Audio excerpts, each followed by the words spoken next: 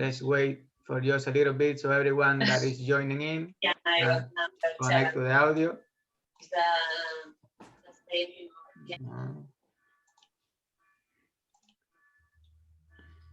Okay, I think we're live. Let me unmute Jean-Paul. Okay, hello XAFers. Welcome to the XAFer community stand-up. We do this the second Thursday of every month.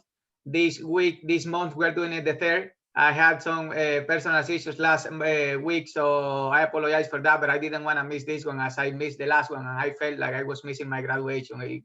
I was a little jealous. The meetup was amazing. They covered all the community modules, and that was a really, really good one.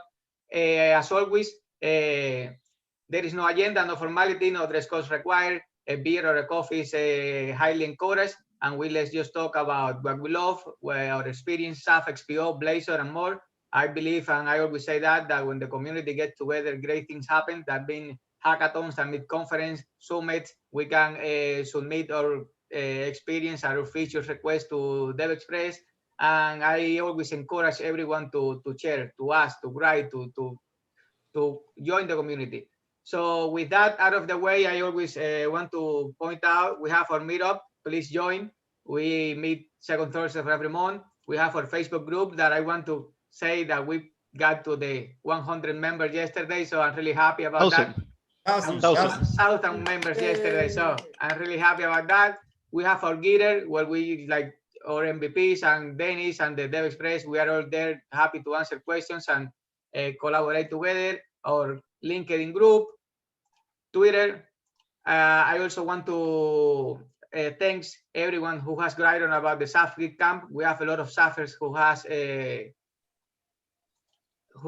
writing us offering their service to help non-profits and to put our skills to a greater good. So we are already have some non-profit reaching out to us. So we are thinking of starting this project on June. And we will have a weekend where sleep is mandatory. We start on Friday, we get to Monday, and we deliver a product. So I think that I'm really excited about that. I think that will be a really nice way to put our skill to test and to have fun and provide some value to the client, to the customer. So our agenda today, we always say that we don't have agenda because the agenda is by the community and for the community, but pretty much what we're going to do, as always, I'm going to let Jose, Manuel, Dennis introduce themselves, and then we're going to do a quick announcement, and then Dennis will show us what is coming in 21.1. I will show some demos. Manuel will provide an overview of the layout builder for Blazor, and we're going to close with Jose, just a little overview of the Sync framework. And as always, please ask as many questions as you can. We're going to be monitoring the chat, and that's pretty much it. Jose, do you want to start introducing? Yeah. Hello, everyone. My name is Jose Ojeda. I'm from El Salvador. I'm a Developer Express MVP, and my main work is in XAF and XPO, and I'm part of SARI and Bit frameworks. So, Manuel, your turn. Yeah. Hi, I'm Manuel. I'm from Austria. I'm a longtime DevExpress MVP. I do a lot of weird stuff, but mostly XAF, but all the place. And I'm the creator of XANIAL, which is an extension for the XAF framework, but not only the XAF framework. And then we have Dennis. Hello, everybody. My name is Dennis. I'm a product manager for XAF.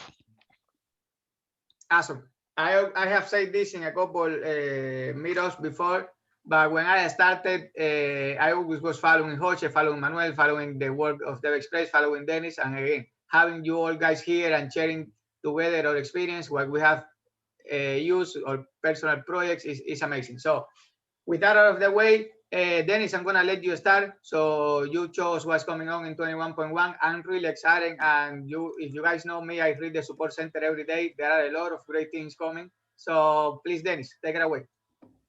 Okay, thank you.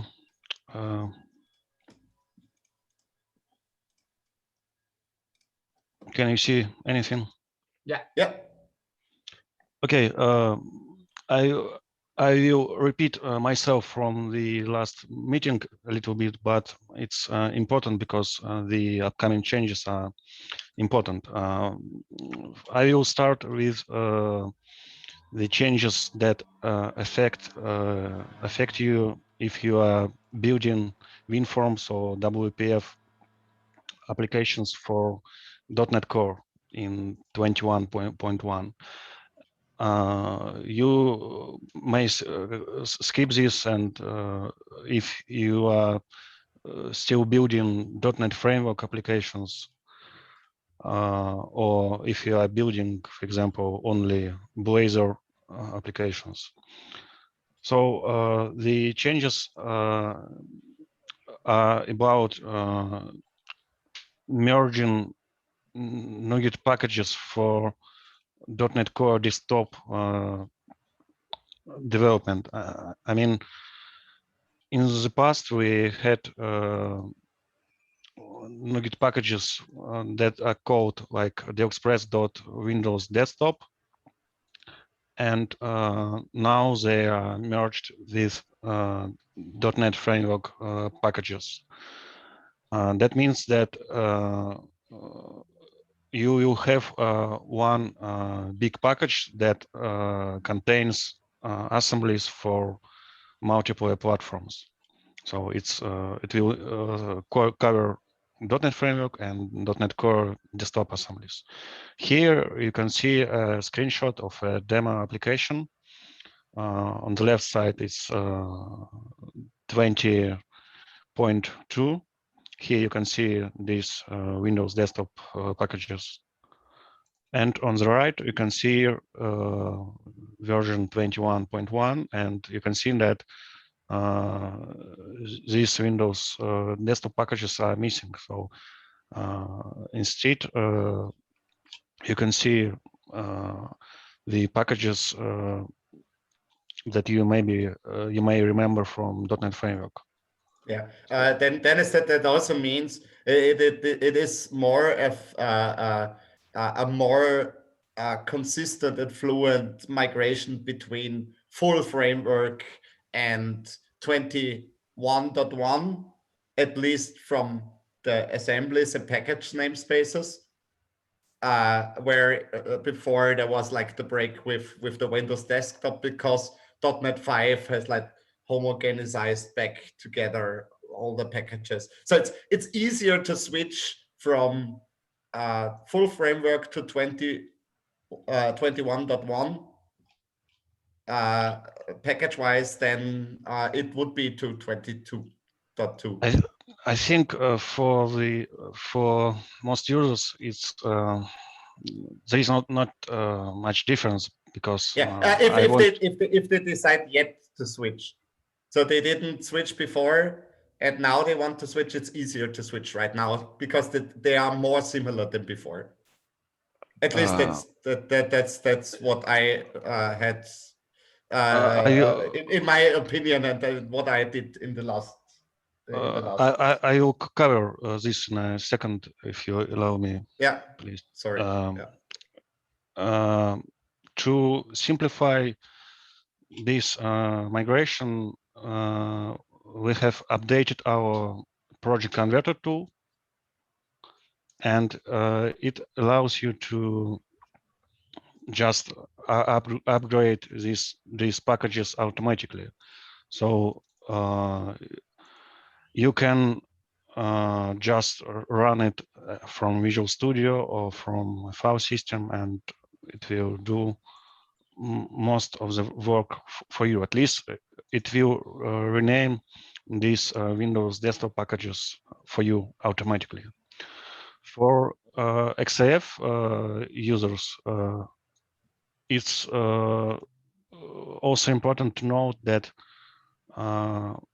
we now target .NET 5 in 21.1, and Project Converter will additionally try to upgrade your projects for you, your XAF projects. I mean, if you run our Project Converter tool, it will display this warning message with additional information, links to Microsoft documentation, and links to our documentation.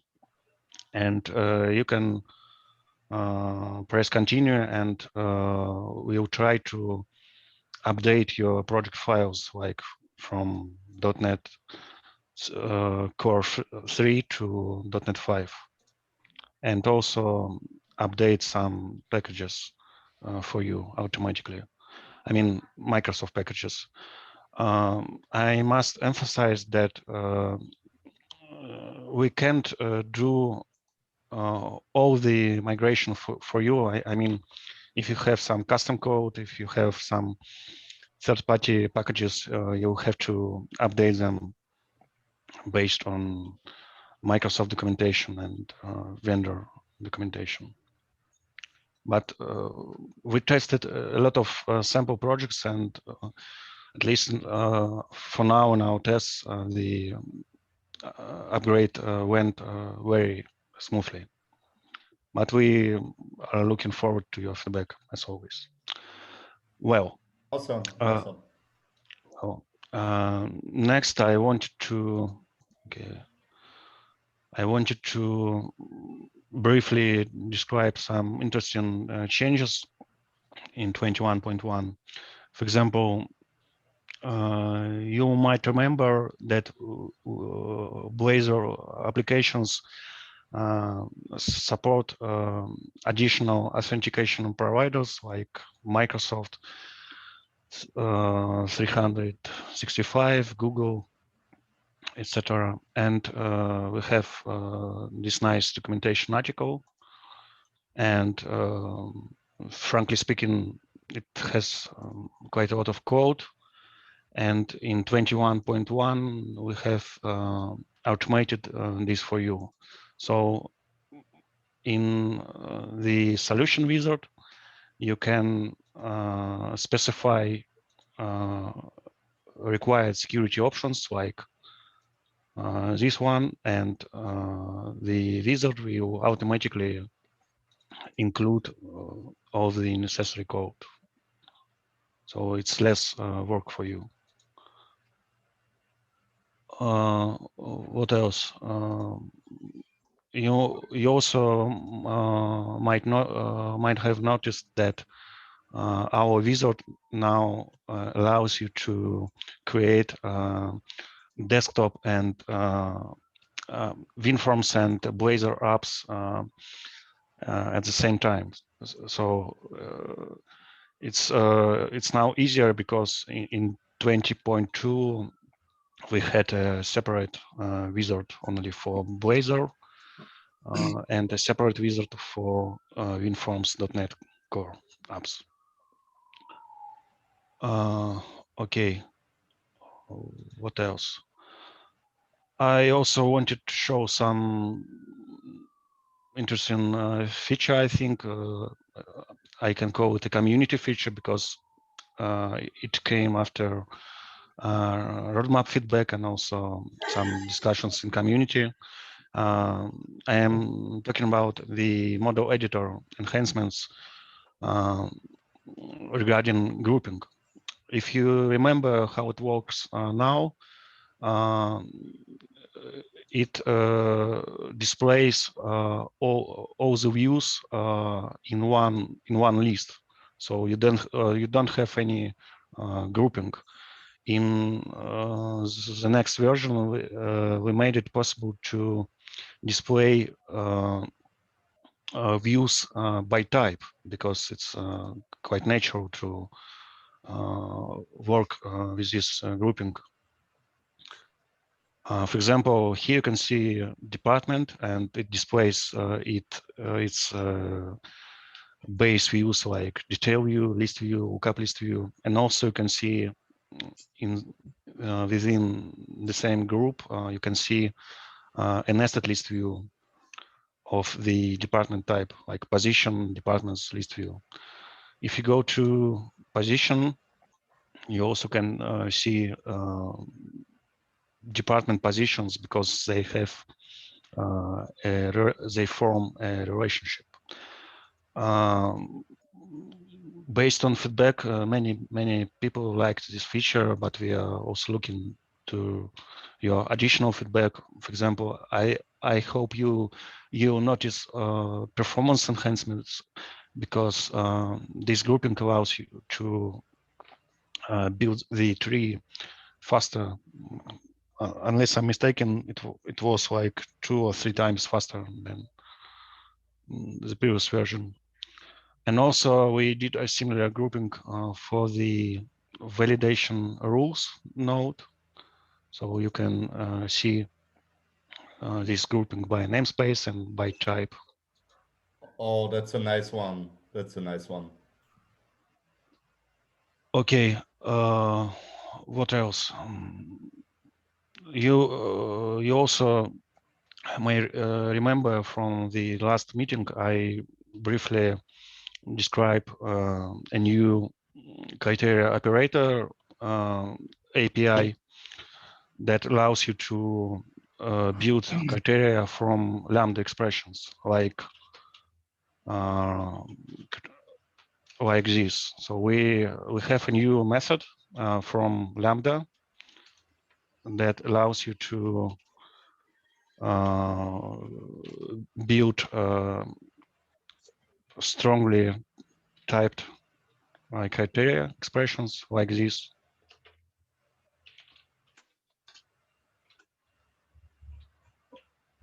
And it's an alternative to building criteria from strings. I think many people will like it because it's safer, it's easier to do updates if you rename your properties, your other APIs.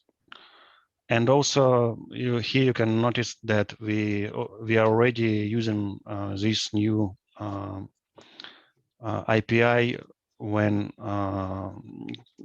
constructing permissions. For example, here you can see a new method.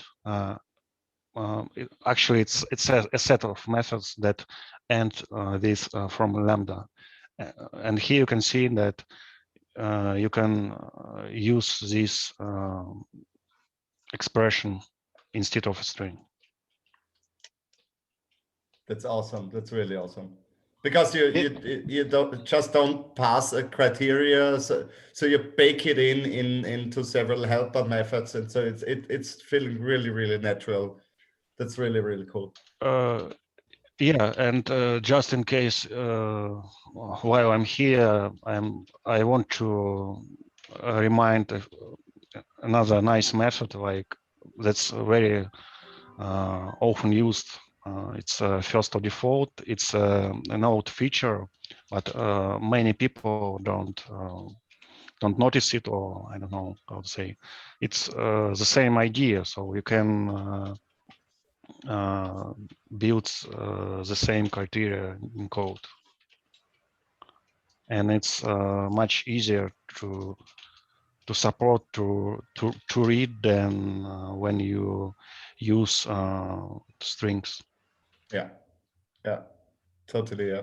One question then is, before there was a functionality that I think was not officially released, but you can see them in some tickets where you can create your Lambda expression from a criteria operator.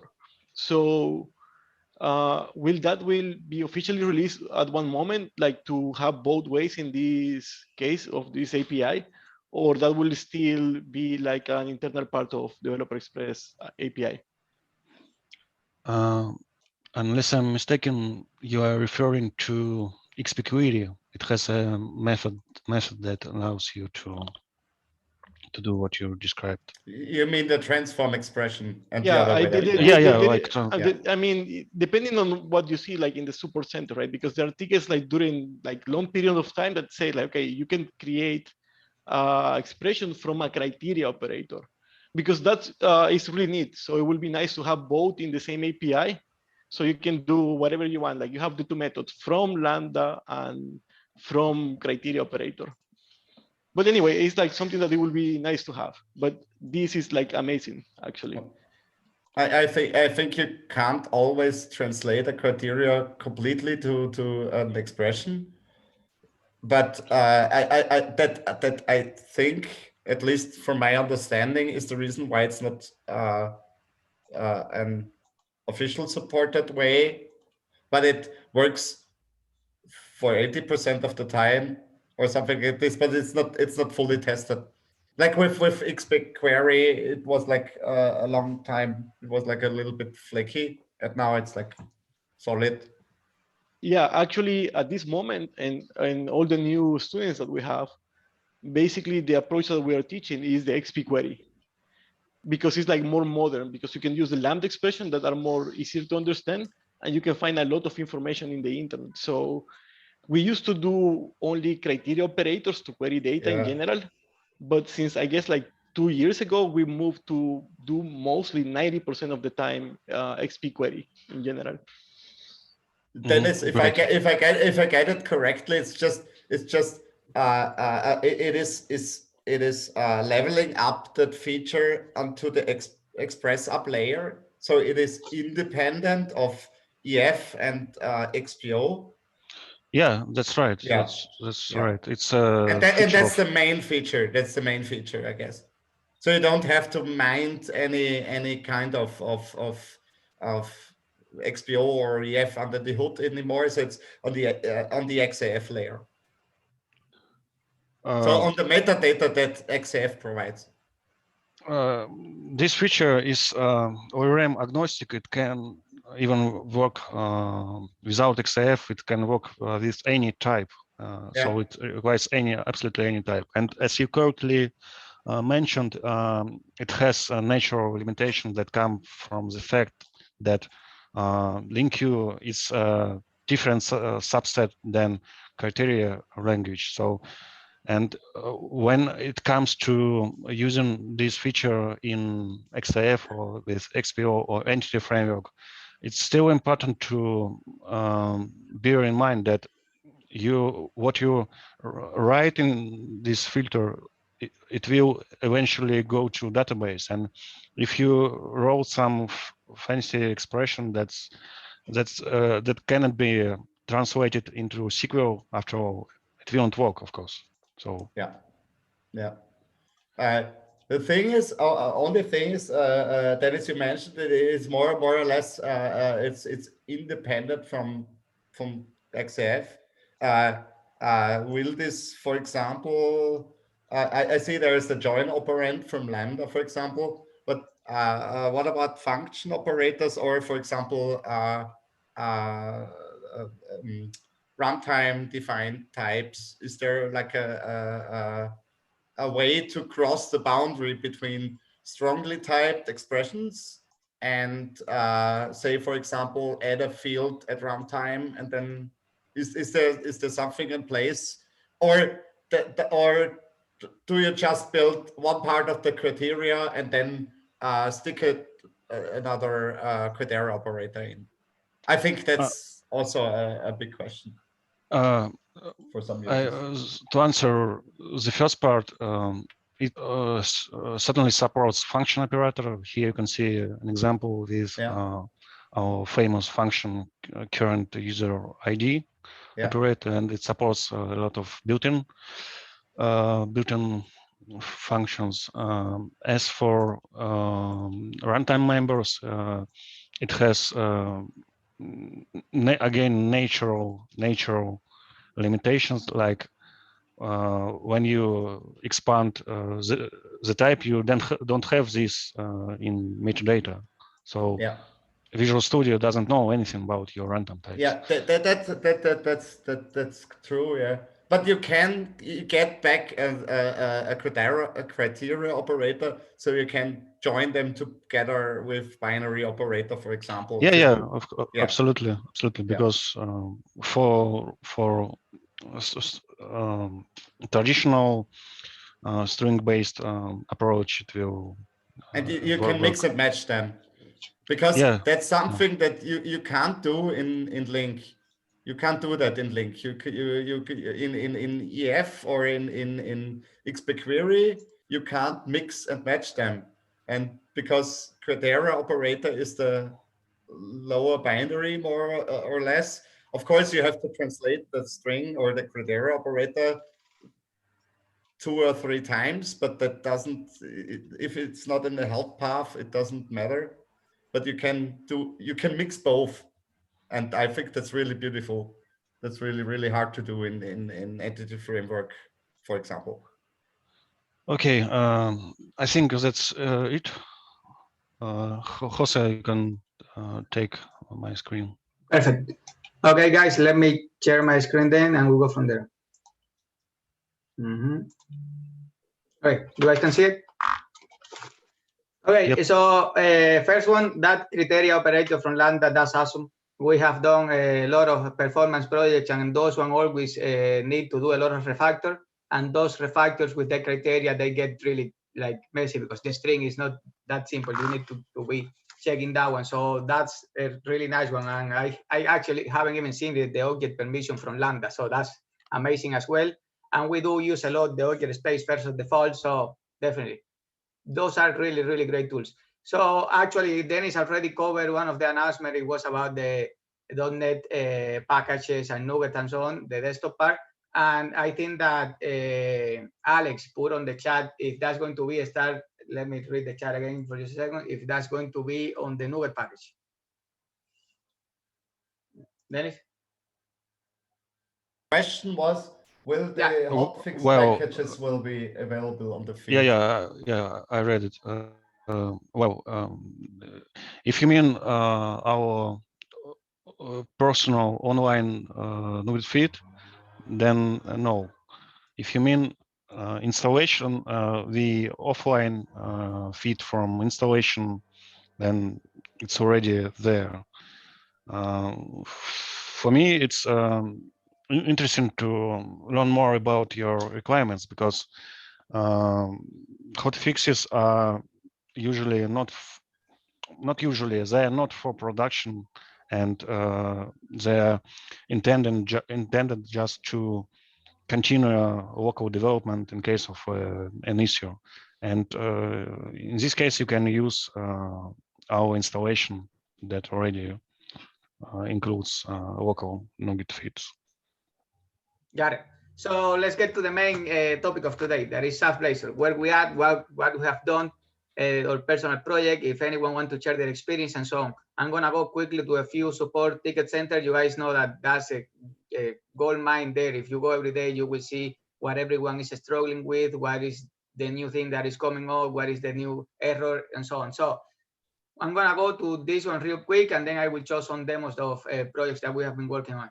So the first one is adding an icon to the layout group of header. If you see here, there are a lot of, like, we always have to think that SAF application are regular WinForms, web forms, and Blazor applications. So everything that you can do there, everything that you can do in ASP.NET Core, you will be able to do it here. So right here, if you see, they show you how to, through CSS, find the class that you need, add the picture, change colors, do anything you want. So that's just, I just bring that to this to your, to the SAFers attention, so you can know how you can address some of the requirements that you might have.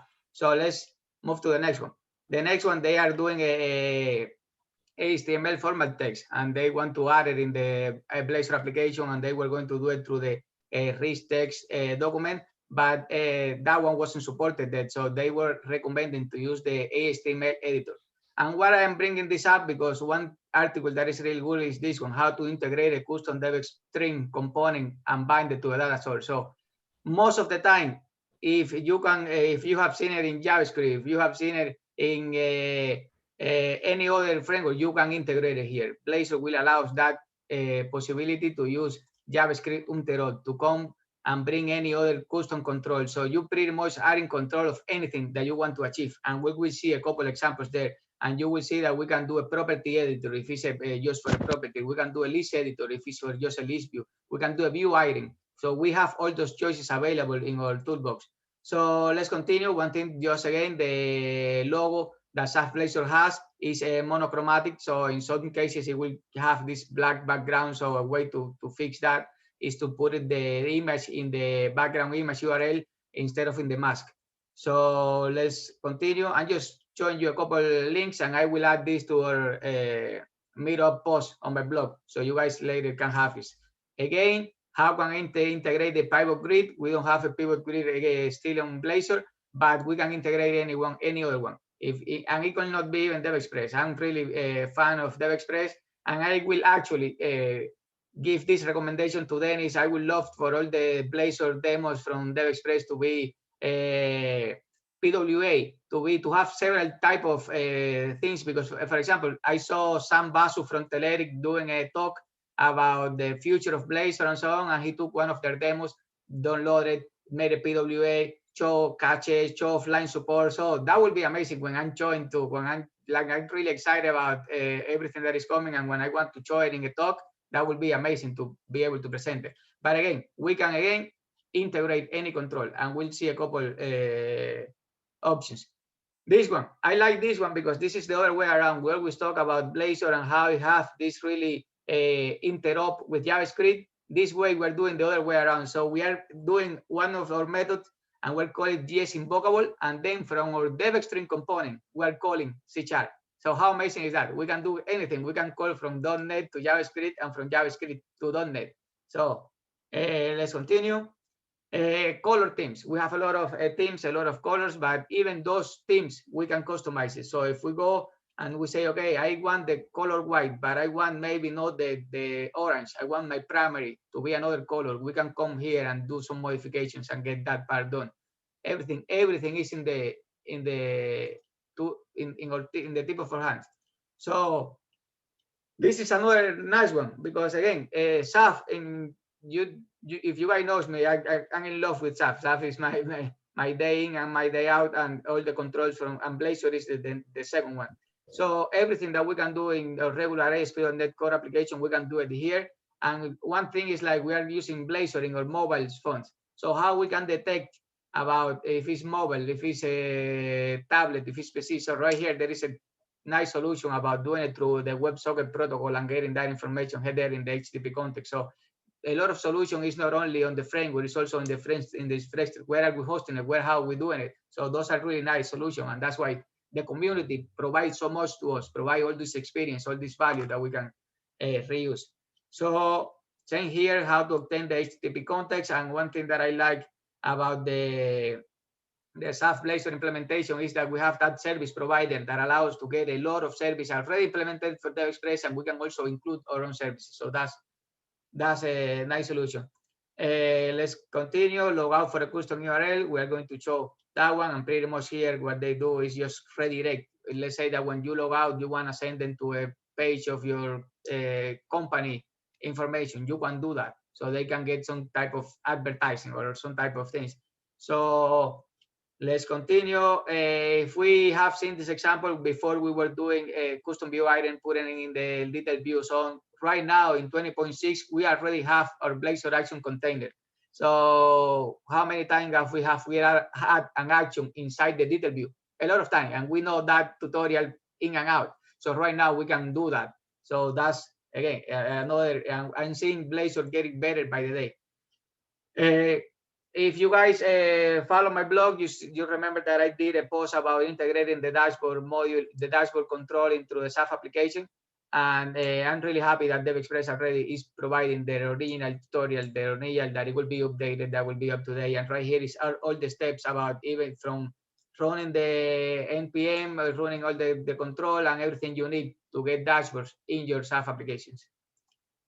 Okay, one thing about how to show a loading and spinning progress indicator. So if we just talk about the service provider that has, we can see here, look how nice is this. In the bottom click, we say invoke a sync, and we call it loading indicator show and the loading indicator high, and we do our length operation inside those two calls. So that's a really nice, user-friendly, and a good user experience to let the user know, hey, we're doing something in the background. It will take just a second. Let's continue. So right here, I haven't tested this one, but I will definitely do it and create a video for the YouTube channel about how to use an image, store it as the web application. And right here are all the steps of how to get that image that we store and then put it as the logo for application. So this is, again, we had this example already for web forms. So if you guys remember, I showed that in one of the Meetup before. So now we are able to achieve it on Blazor. And how to use a fully custom login page in Blazor UI. So let me start showing something so I don't bore you guys too much. Let's show the first demo that I want to present. So let's think that you guys want to have a public page that it has information about your company. Say, okay, we are the Signal framework. This is our information, but you want to do it in XAF. You want to, like, they can have a login that is XAF and they can get inside and they can do whatever they want. So we can definitely do that. We can have a public page outside of our XAF application that is going to present all the information that we need. It will be our business card. This is who we are, what the service we offer, is that everything we need. And then we can have a login button that it will redirect you to the login of the XAF application. So right here, this is a simple proof of concept, simple demo. So we have a landing page here. We can have a register button where they can add all this information, my website, my anything. And then we pretty much click login, and that will take us to the login page of XAF. So we are seeing that the possibilities of what we can achieve are really nice. So let's close this one and let's show another one that I think that is pretty cool. Okay, let's show we're using here integrating the custom control of the Syncfusion wizard to create a wizard inside of XAF. So XAF is giving us authentication, validation, appearance rule, a lot of modules, dashboard, reports, but we need to have a wizard control. And because DevExpress doesn't have one right now, we can use anyone. We can use Syncfusion, we can use Radzen, we can use any other type of control that we need. So let's wait for a second to load and we'll see it in action. Jose, can you be checking the chat or Manuel in case someone is asking? Of course. Okay. Coffee is good. Okay, right here, if you see again our regular XAF application, and we have a wizard, and I think that it will give me the trial of the Syncfusion, but let's close it out for a second. I need to put my license there. The Syncfusion trial expired, but what I want to present is the idea that we can do anything. So we have here our application, and we have, let me make it big. We have here just a form that we're going to be next to the next one, next, and we're going to be showing any type of control inside of XAF application. And all this information, we can map it to a persistent class, and that persistent class will be in XAF and will be allowed in XAF to take care of all the CRUD's operation and everything for us. And right here, we can get as specific as possible. So right here, I can say how many people, 5, and it will allow me to do 5 more gathering information for those ones. So we have here also more information. This is a big one. We can select, we can upload files. Anything that we can do, we can integrate in XAF. Let's move to the next one. Let me close this one. Let's do a simple one. There is a XAFer here that I think that I will like here because he was asking about PDF, so he will like this demo.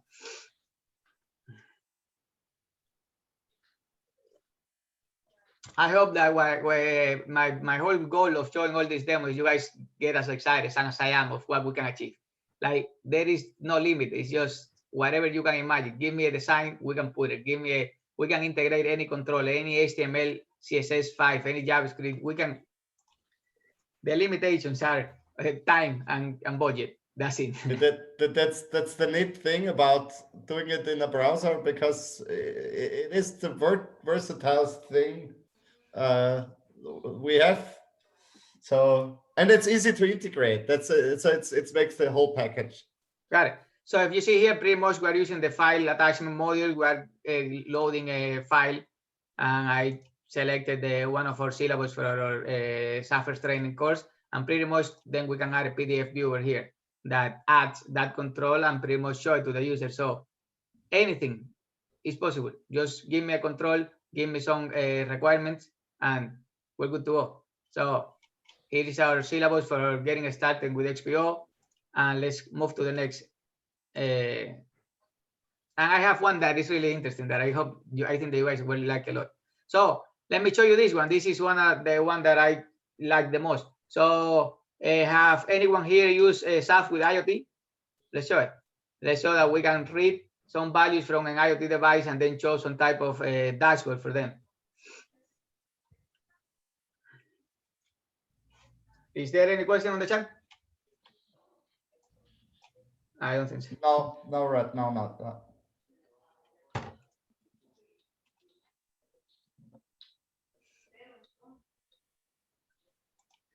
Okay, so let's log in.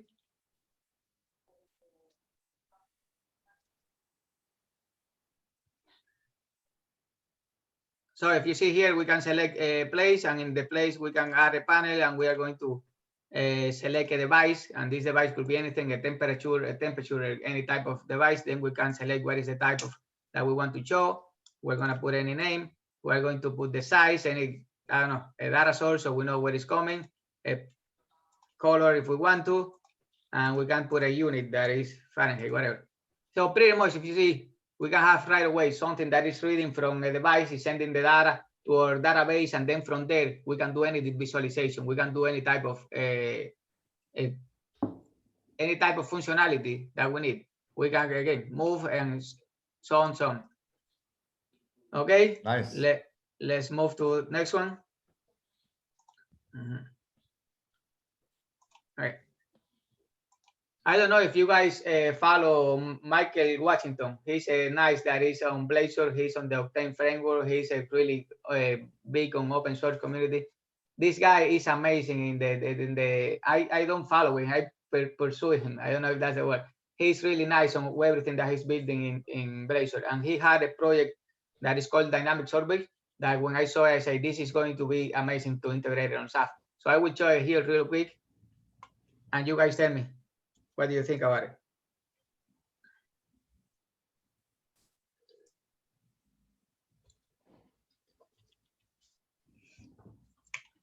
So pretty much right here, you see we have a few surveys, 3, 2, 1, whatever, and let's make a new one so you guys see what I'm saying.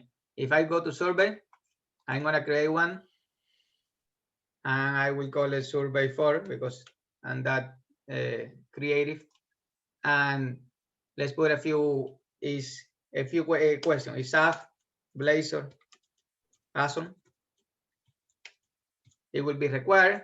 It will be a drop down, and let's put a few choices. Absolutely. And the second one, of course, there is no choice to say no here. So okay. So with that one, we save it, and let's go to surveys now.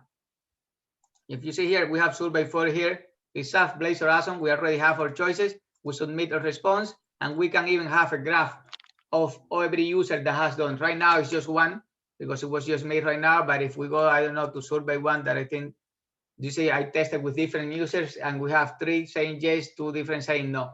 So, and I just show you with just one question. You can put as many questions. It can be a multiple choice question. It can be just a free text. It could be anything. So this is really, I think that this is amazing. And with the SAF security system that we can create permission and say, okay, there is a survey admin to manage the survey part. There is a survey user. There is, so we can do all these crazy things here. Yeah, and also with the thing you showed with the landing page, you also can integrate that outside of XAF world, so you can put it outside and only protect the questions, but the answers can be from exactly the internet. Yeah, exactly. No, and I have to. What I want to point out there is the same solution. We just have a component that we are exposing public outside of SAF security system. We are not doing any crazy thing. It's just the same component that we could integrate inside. We're putting it outside, if that makes sense. Jose, I know. It's just to clarify that it is just Blazor, and it's just a web application, and so you can mix and match and do all the kind of stuff, but without having all the trouble doing all the graph stuff yourself and so on. So sometimes that's the harder part. It's not the public part. It's the other part that's hard. Exactly. So if you see here, they are asking, can I do something like this on SAF? Yeah. You can. You can use CSS and move your centered login to the left and put some picture on the right. You can get really custom. Again, and if you have a designer or a wizard in CSS, JavaScript, that will HTML5, that wouldn't hurt. It's not, we do our best, but we are not the designers or front end part. So a few more. if we see here, there is a separate way that we can load the iLoading indication provider service. And if we saw it before through JavaScript, but right here we're seeing that we can pretty much get that service and call the hold and release. And that will as well give you the loading indicator. So we have choices here and really good ones. So how can we upload, play a video in XAF Blazor? XAF Blazor is regular ASP.NET Core application. If you Google up how you're doing it in ASP.NET Core application, in a Blazor application, you can integrate it here. We have an application that we cannot show because it's through NDA that we are actually asking the user to record in the microphone. And through JavaScript, we record that, we get that file, send it to C#, send it to our site, what we like, and then we use it. We could send it to an API or so on. So right here, any solution that you can find, like search Blazor video player, that will work as well. So actions availability, one thing, I just left this link because I think that I have seen a couple of people asking this because we have used on web forms on that the actions are always there, but in Blazor it gets more user friendly. So if it's selection that you have to click on it, it won't show the action until you actually click on it. So one of those choices is delete. Until you click it, you will not see the delete action. I think that has a few XAFers confused. So I just wanted to bring that up here. Before we were doing I don't know if you remember, we were doing a component and we were adding, getting the grid and showing the summary on the bottom and some other customizations. We don't need it to do anymore. Right now in the model, we can select the summary and we're good to go. And that's in 20.2.6. So that's available for you guys to use it already. So localization as well, that's available and that's getting better by the day. Wanted to just bring out that in the OAuth sample, if you're out any type of OAuth provider, if they can create a claim principal, if they can do, you can integrate as well. It cannot, it doesn't have to be only. Please, Manuel. You can ask me. I got a lot of questions about OAuth in the past because of my video I did with Xennial Identity. Yeah. It isn't something special. It is just OpenID Connect. It's nothing special. But if you have a task, ask me. I am happy to help you. Yeah. So one thing that I also wanted to show is like, this is a really interesting ticket. So if you want to bypass the login page in XAF Blazor, you can create a sign-in middleware. And you pretty much add in the claim the username and the user ID from 20.2.5, and you are good to go. You are in. Never use this in production. No, it's fine if you do it for testing or to just put in the username. Totally fine. Nice. So some other XAFers wanted to ask their own information in the about info that we see on the Blazor page, and we have it right here. You just get the about info instance and you add your own information right there. Now, same thing, another service provider, another service that we can get the required service, iConfiguration, and you will have access to your connection string of everything you need. Again, this is the same flow that ASP.NET Core is, so you can get the iConfiguration and you're good to go. This is just something that there was some type of difference between the actions in the nested views and the root views, and that's fixed in 20.7. So if you guys are having that issue, don't worry, that's fixed, update, and you're good to go. So I was working a lot with B2C lately, and one thing that we wanted to do is use the login from B2C, not the login from XAF, and then reuse that one and send the information to XAF. So right here, I actually, and that's why reading the tickets are so amazing, because you are having an issue, and I don't know how or why most of the time that I'm having an issue, I find the answer right here somehow. So you can do pretty much another middleware, and we see it right here, where we can pretty much redirect the user to the login screen that we want instead of the one from XAF and then go from there. So yeah, that's the thing I used in my Xennial demo as well. Yeah. And I also saw this link that I saw that it was really interesting, and actually Hoche has a XAF Blazor REST API solution that is really nice, that we're showing at Meetup another time. But what I wanted to show here is that the XAF Blazor use the routes, API sign in, API sign out, API challenge, and so on when they are actually doing the authentication. So If you're trying to integrate an API in there, you need to check that your route is not getting intersected or is not getting mixed up with those. Just bringing that to your attention.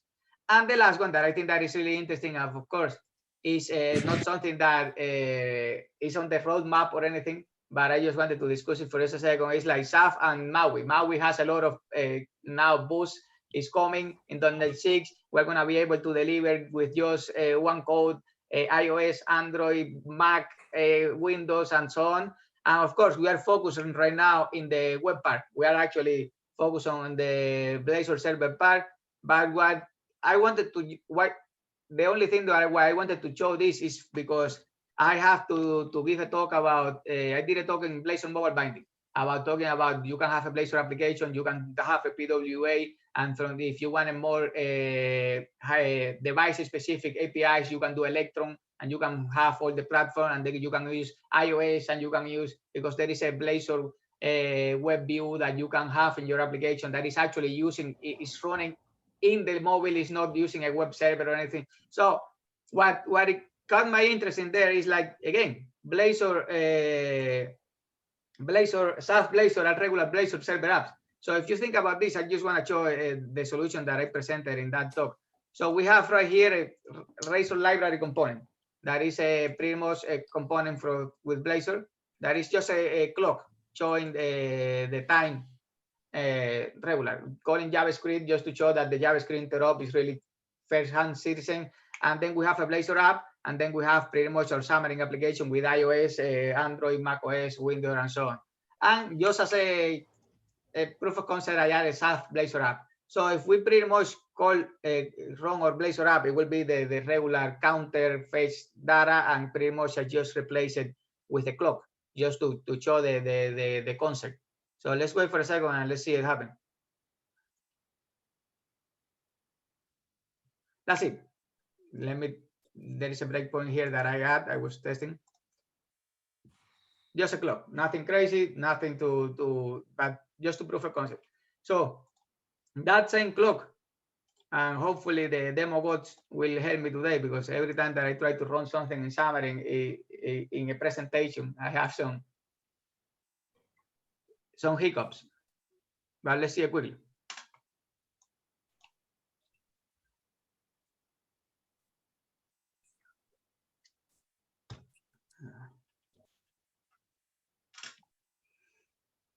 It's taking a little bit, as always. Some Android always take a little bit to load.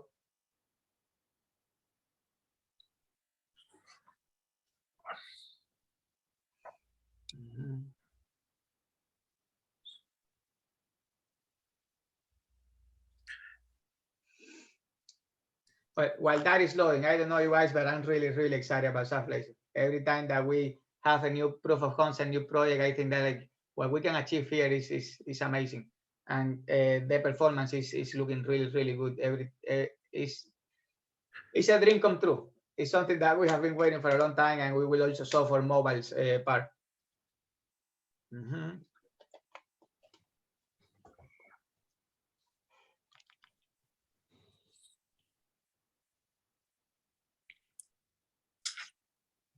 Okay, well, I can be saying a few more things while that is loading, because I don't want to be. So pretty much if we see here, we have our same pages, our same Razor component, and that's inside the Xamarin application. We have referencing in our Blazor app. We can see that in the projects, we have the Razor Crash Library component. In our mobile application, we have a Razor Crash Library component. And what I wanted to show here is in SAF, we have a Razor Crash Library component. So it's the same library. We are not changing a code. We are not doing nothing. And we are being able to show it in Blazor, in mobile, and mobile includes, when I say in Blazor mobile binding, that includes iOS, Android, Windows, and Mac. And we are also showing it now in SAF Blazor. So yeah, .NET and Maui maybe is not in the roadmap, but we can reuse a lot of components and a lot of things from one project to another one. So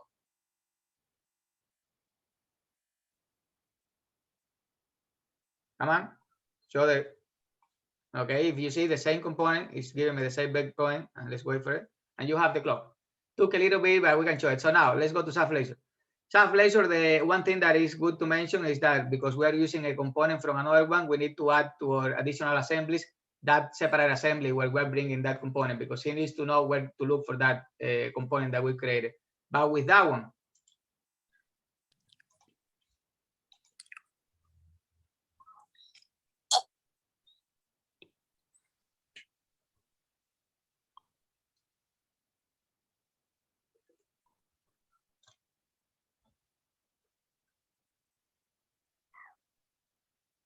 you see it's loading our solution on SAF Blazor, and now it will hit the same breakpoint as has hit the Blazor by itself and the mobile application, and now it will do it in SAF. You see, it just hit the breakpoint. It hits inside, actually, it hits inside the JavaScript. Oh, that's awesome. And it didn't show it. Well, that happens. I don't know. I have to check that why it didn't show it. But if you see, they say the component clock component, it seems like somehow it didn't detect the ID. I just was putting this together in the morning, so I thought that.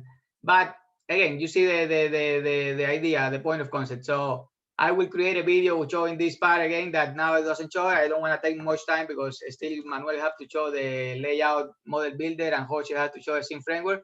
But hopefully with all these quick demos and all these tickets, because pretty much that's a great source of information, we can see the possibilities and the things that we can achieve with SAF Blazor. So if any questions, awesome. If any question, just put it on the chat. And Manuel, I pass you the screen. The screen. Okay. Hey, that was a lot of stuff. Hey, that's really great. That's really great.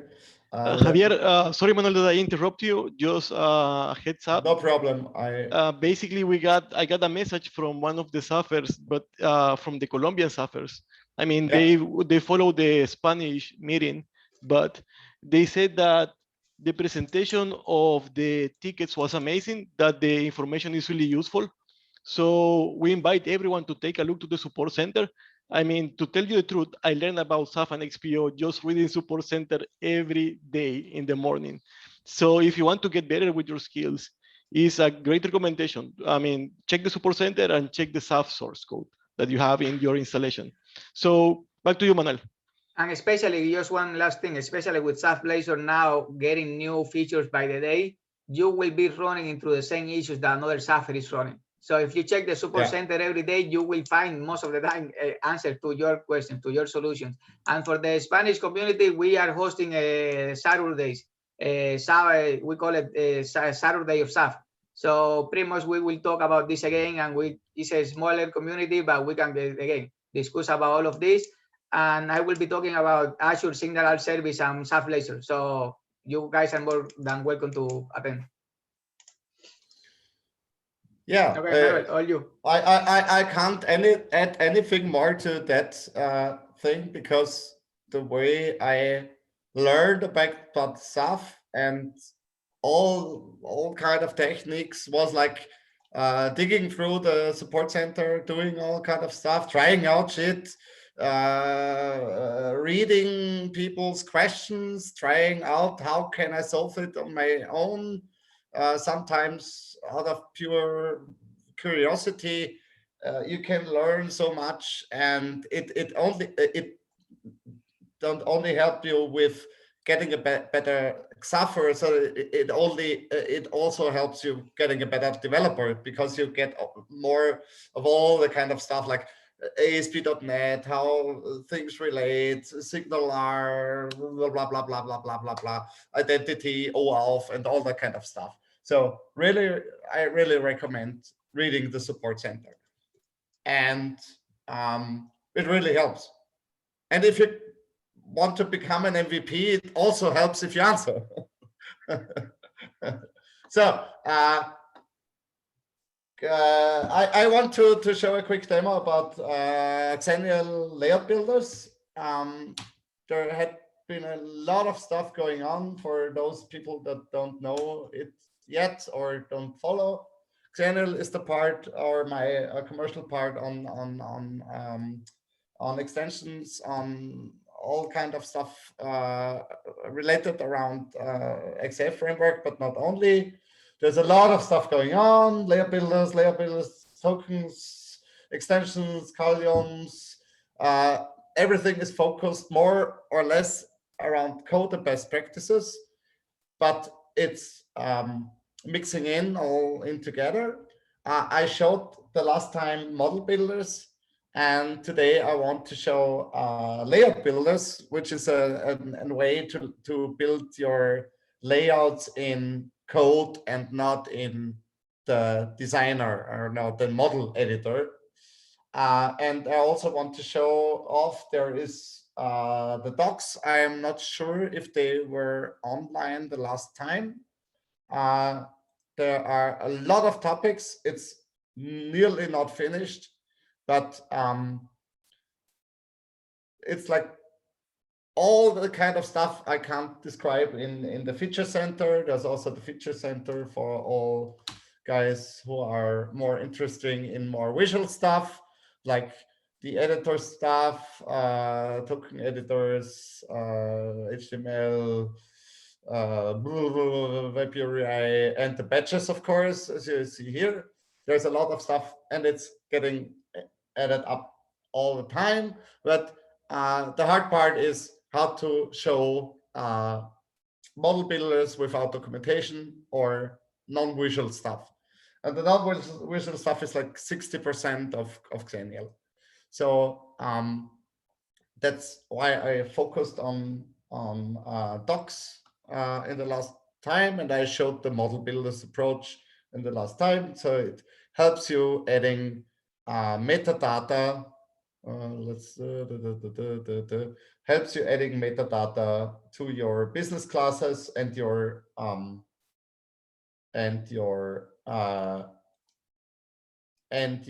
classes without having to write attributes on top of your business objects or domain objects, as you call it.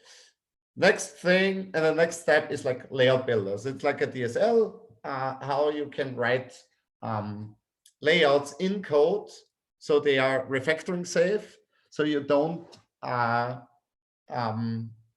break your application or your application's layout if you need to refactor or rename your application, or at least get an indicator if you refactor your code or rename your code, how much impact it might have on your application. And I am just currently, we're looking at a person class, like it would be always. So this is a person class. We have like a person with a first name and a last name, image, address 1, address 2, an address collection, and a secondary class. It's the address sublist, so it's a aggregated collection. And I'm just going to copy that kind of stuff. So it's just for the demo sakes. And I am just going to start off with a new file, new project.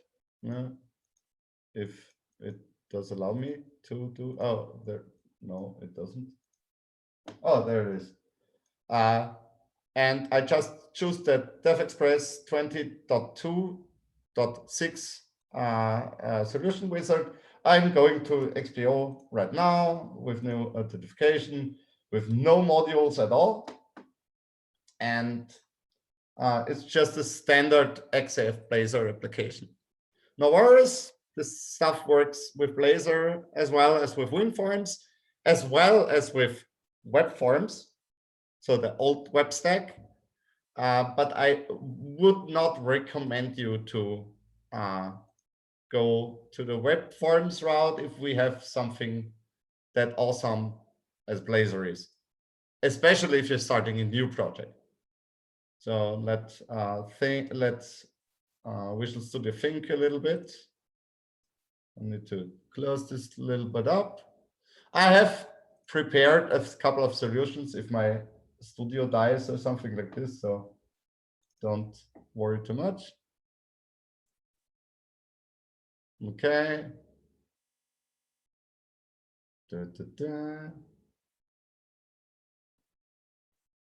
We don't need the introduction because we are experts.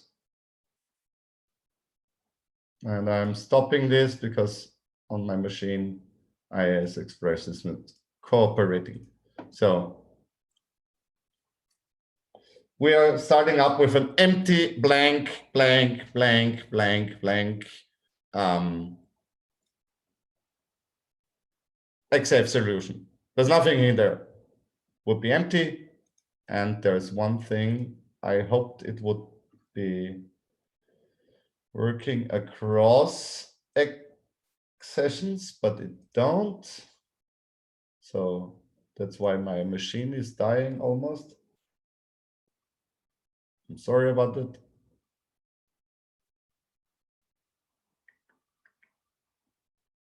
Because it's loading symbols for all the stuff. It just takes some time.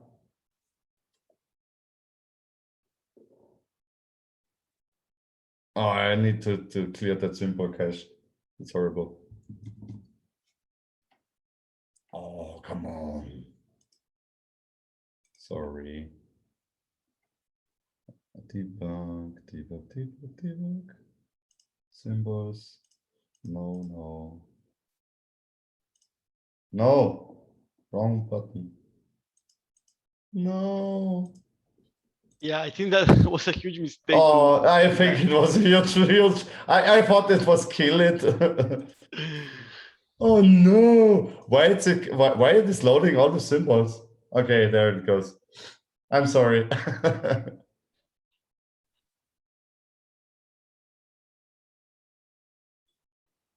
That's if you're super prepared. So it's an MPXF application, nothing there.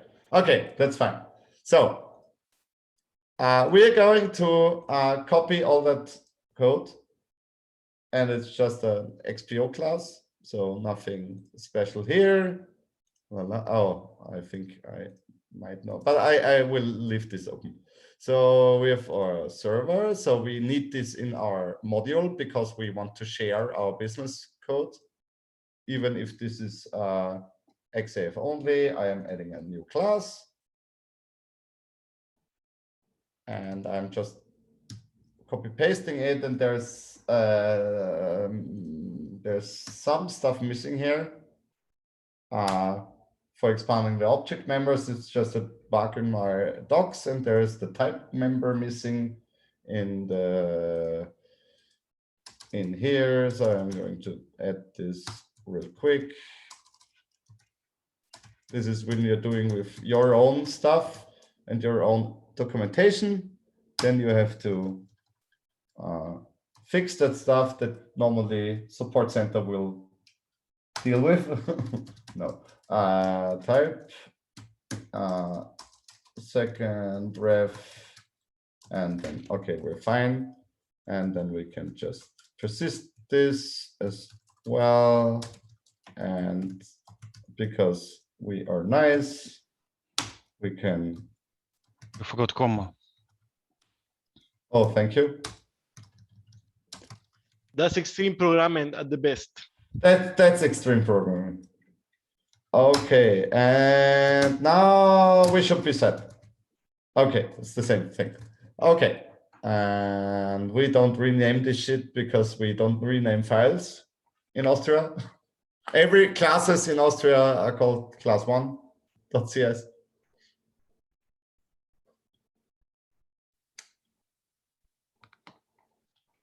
By the way, how do you pronounce it? Oh no! Class? Of course I forgot to do the most important stuff, and it's declaring it as a default class options or a navigation item thing, so we can see something in the navigation options or in the navigation. What was your question, Dennis? While we are waiting, how do you pronounce class in Austria? Like class or? Klasse, but nobody says that. Nobody says that. It's like nobody in German talks any programming. They started in the 90s or something like this, trying to do Germanified stuff. Like a class is like a Klasse and an object is like an object, but they stopped. And I'm very happy about it. So, okay, you can see it's basically the normal layout we get from XAF if you do that kind of stuff. I know there are the new attributes where you can tweak the layout, but the thing is, basically, that's what you get if you are doing it the naive way, for example. And of course, I can now switch into the model editor and drag stuff around. So it's basically showing you the same layout, views, and then the demo, and then we have the detail view for this, and the person detail view for this, and then we go into layout, and we have like the same layout we saw before. And because we done the expand object members, it's getting a little bit messy. Nevertheless, there is an option for that, at least for if you use Xenial. So at the time of this writing, it's like Xenial framework. And right now, Xenial is always on the latest version that is officially available. So that doesn't stand anything besides here. It's like 22.6. So at the time I support more versions, or we support more versions, we are lowering the boundaries on the versioning. So you have a better feeling what DevExpress version will correspond to the framework version. But nevertheless, I just install. Okay, that's fine. I need to go into the module to tell the XAF framework to use Xenial, and the layout builders, and that's a key design feature of Xenial. Instead of having to add a whole module with everything in it, you can pick and choose. And we now pick and choose just the model builders, the layout builders. So I'm going to add a generator updater. And this is, of course, in the docs as well. So we go here, blah, blah, blah, da, da, da, da, da.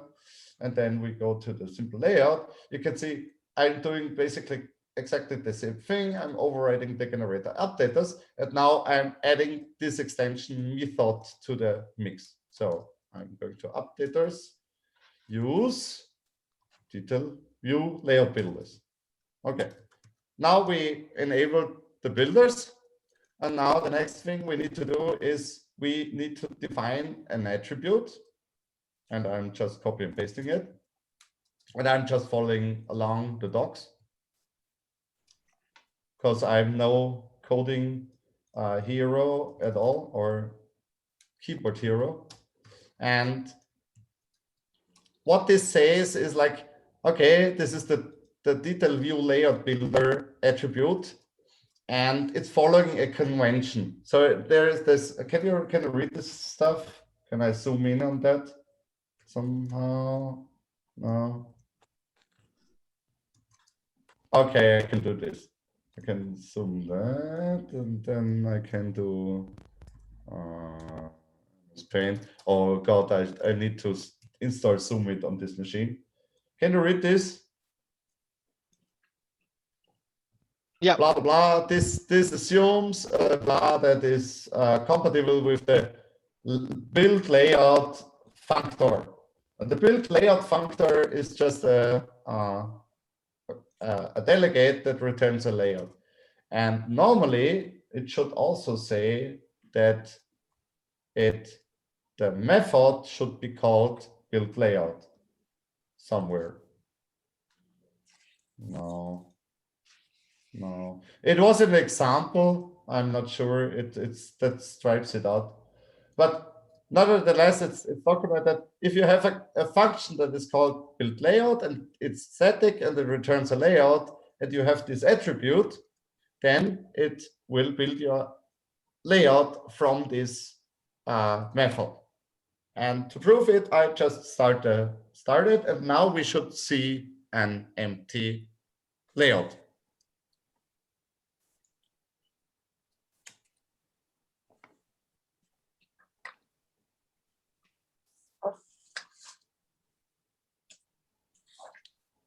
Okay, with the person, and that's the new, and now it's empty. Okay, so not very special right now, but that also means it doesn't interfere anymore. If you're adding new properties or something like this is like the golden master for your layout, but you also can use the model designer to add stuff later. Okay, now follow along the docs, and we want to have our layout to look something like this. And now we have all the kind of stuff that's going on with horizontal groups and how the property editors are aligned with each other. And now we have these tabs that are going on, and we have 2 tabs that are the same, and we have the list view that is going on. And I'm just going and copy this layout, and don't be totally scared, because the code might be long, but it's rather self-explanatory, and it's getting shorter. So we have to import a couple of namespaces.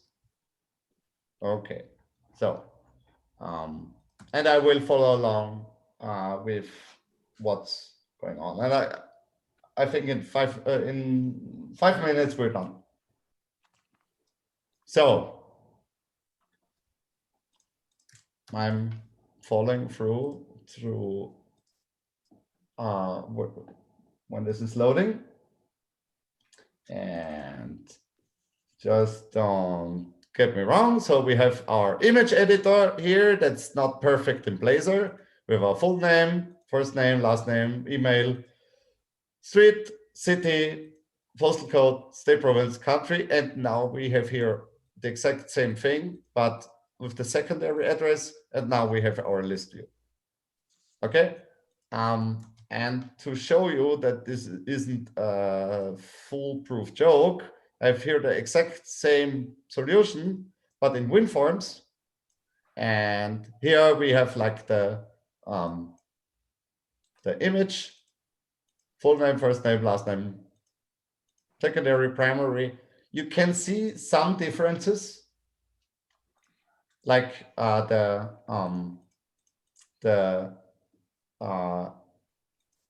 that was for differently.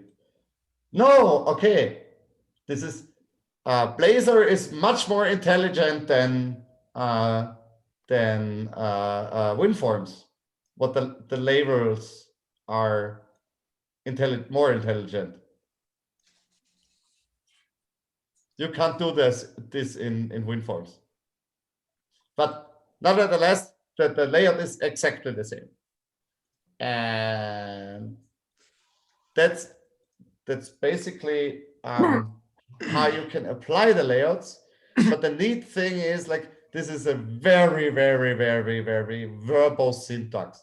You have to say what is going on. I want to have a horizontal group and the layout property editor and the vertical group and then layout property editor and the horizontal group and blah, blah, blah.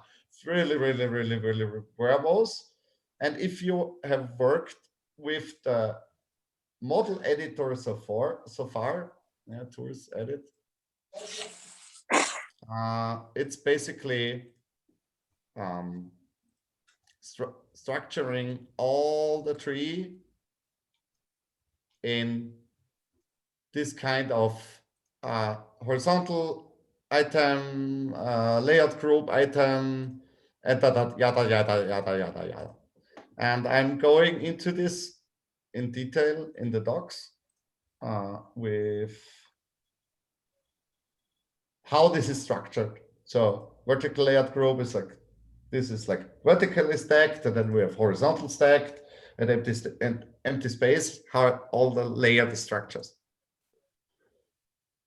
But there's one big thing that is really hard to do in the model editor is, for example, those two tabs are basically exactly the same, or should be exactly the same.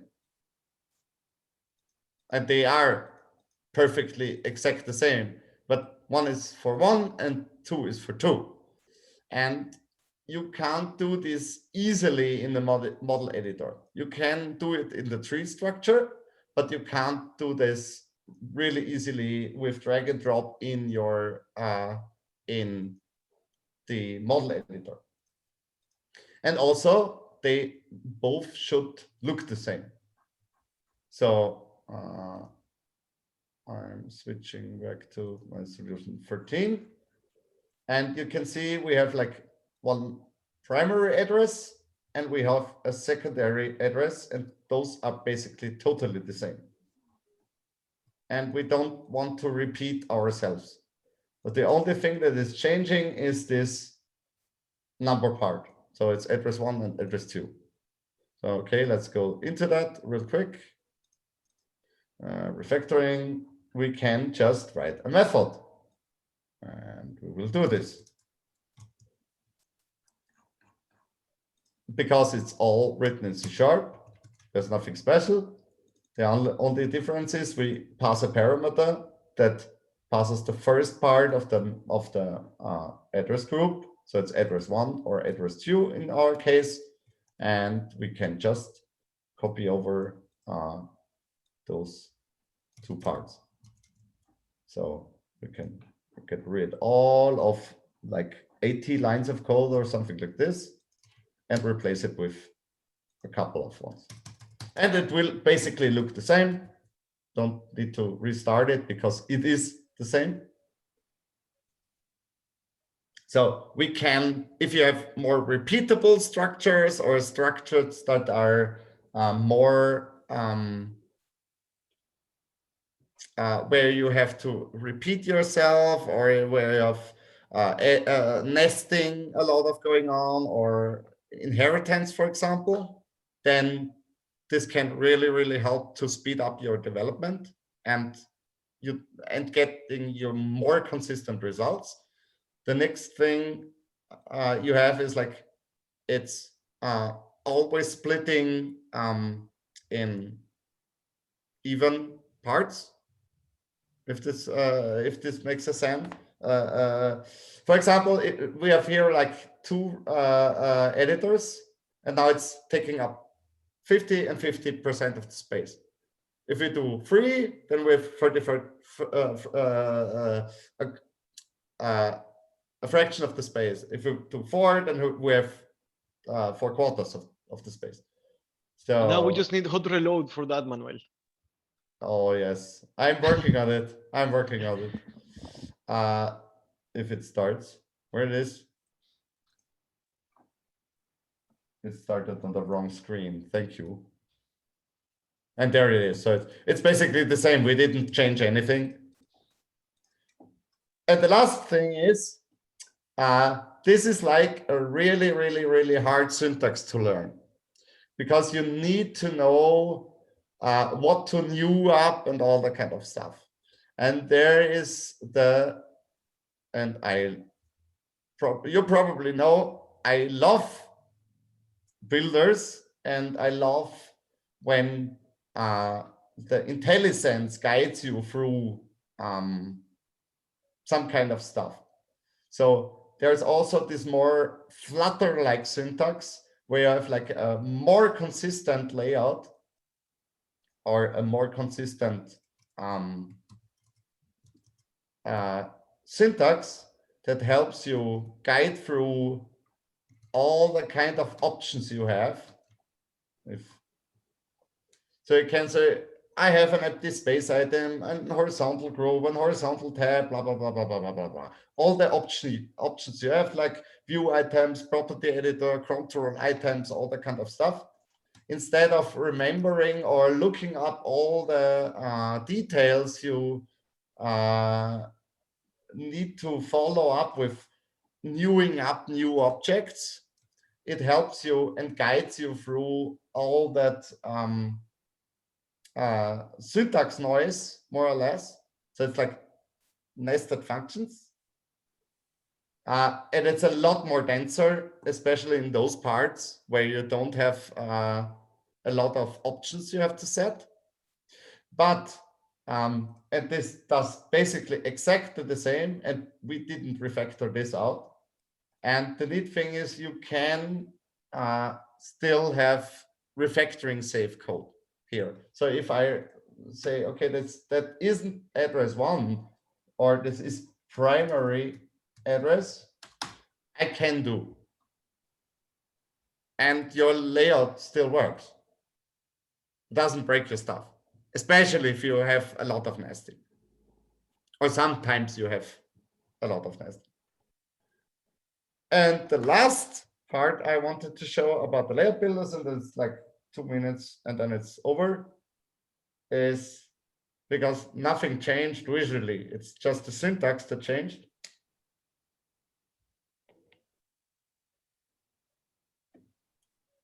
It will not, oh, it always the same, wrong.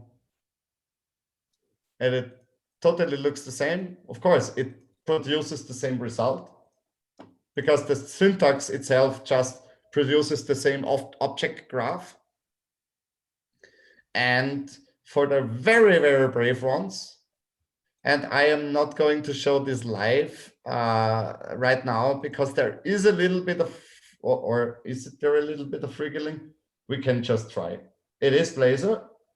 So we can use the new syntax from .NET 9, I guess. So the new thing that is coming with .NET 6, 9, I don't, and we can use record syntax to really help write more fluent syntax, especially if you are going to, okay, no, I need to replace that all.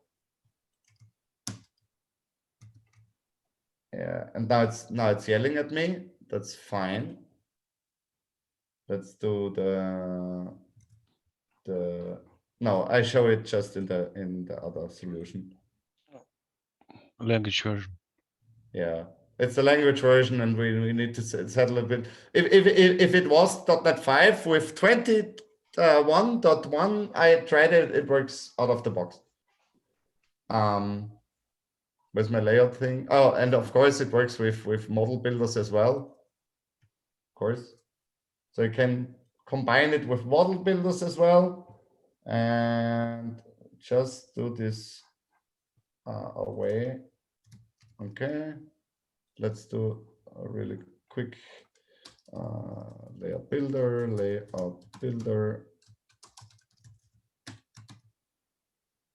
digital layout builder. And now I just copy all the stuff. And then I need to import way less namespaces, because that's a neat thing about functional style. You don't need to import any a lot of namespaces, because you just need to import the namespaces the compiler don't know the types of. And now you can see it's like mixing up all this kind of stuff, but it's always the with expression. So it's the property editor is returning a property editor, but you're adding those properties. So this is this new immutable record style. And I think it makes a really neat combination between readability and usability from a developer perspective, because you have real breakpoints and functions and all that kind of stuff. So, and basically that's it. And last one, that's for the ultra brave, you can mix them. So you can go with expressions and with expressions, and then do newing up stuff in the middle between, and then do like the lambda stuff in between. So basically the thing is, we are just building a huge object graph. And that also means you can do like for eaches, loops, if else, all kind of stuff, if you have to. And it's just the last 2 bits. It's just how to build the layout, not how to use, where it all can be really, really important and useful for your applications. Okay. I hope this wasn't too confusing. Any It's questions? really nice. It's really nice. I liked the second approach more. Yeah, everybody tells me, oh, this first syntax was nice. Alex was telling me, oh no, he wants to write it like, and it's even, of course, it is possible. You can go and say, okay, I don't do this approach. You can go the old route of, after all, and I'm just going, doing a back to this arrangement, and this thing, and I can say var layout. This guy is new layout, and I say, okay, var property editor, first name is new layout property editor item, and there's a name of, and I say first name, and I say layout. Oh my God. So my keyboard is not, and I say add, and I'm adding this, and now I return the layout, and I think this should work. And what will happen? It will be a layout with just one property editor in it. And this time I don't miss the, and now of course it opens on the right screen. So you also can write it this way if you're happy with it. Ta-da! So it's imperative style. So it's basically turning upside down the tree, and you can do all kind of stuff. Okay. Nice. Okay. That was a lot to cover. Okay. A lot of information. It's really nice. That's the hard part. Let's stop my screen sharing. No, but the second approach is definitely really nice when you can put the object that you have, and it can give you intelligence for the properties and everything else. So, Hoche, I think that is your turn. Yep. Did I stop? Share your screen. Sharing? No, I didn't. Did I stop? No. Javier, just to remind you, the second approach might be the nicer to use, but it's the harder to code, because when I have to do a lot of overload for that, like. And it's a lot not of curly braces. It's a lot of functions inside of functions inside of functions. So it's always putting the tree inside. You have to put everything into round brackets, and it's very, very inconvenient for C# developers. But you can also write 2 or 3 methods and say, okay, this is the one tab and the one and another tab and another tab. It's like use this thing that helps you the most. Okay, guys, so it's time for my presentation. What I will be showing today is the Sync framework. So let me share a screen. And I only have like 2 slices, so it's going to be like really, really fast presentation. So, okay, basically yesterday we released the version 23 for the Sync framework. This can be used with Developer Express 20.2.5. So what we introduce in this release is basically I would say like some methods that will allow you to work with collisions in your database synchronization. So basically this is what we have. We have a synchronization conflict resolution. So if you have seen the demos before from the Sync framework, you have this method like push deltas. So that implemented its internal logic and it was closed. You cannot override them. But now we have implemented not only method that is overwritable, but we have added some optional parameters. For example, the first parameter that we're going to talk about is mark deltas as processed. So this parameter, what it does is when you push deltas to the server, before you used to mark them as processed at the same time, but now it's optional, so you can do an additional logic. Maybe you want to send the deltas to 2 different servers. You can do that now. Before you need to do a lot of custom code for that. And the second parameter that we introduce is the check deltas before send. So if there's a communication case where where you send the deltas to the server and the communication is broken, now before sending the next batch of deltas, the process will basically check the server before. So we will reduce the amount of collisions that we have. And then the third parameter that we introduce is the exception custom action. So when an exception happens during the synchronization, that can usually be 2 types of exception. It can be a constraint violation exception that happens when you have a duplicate primary key. So also you can have a concurrency exception. Those are the 2 exceptions that are most common during the synchronization. So now you can add a custom function or action to handle this with your own logic. So basically, this is what we introduce. We have the client, like this can be a remote location, for example, remote office, mobile phone, or something like that.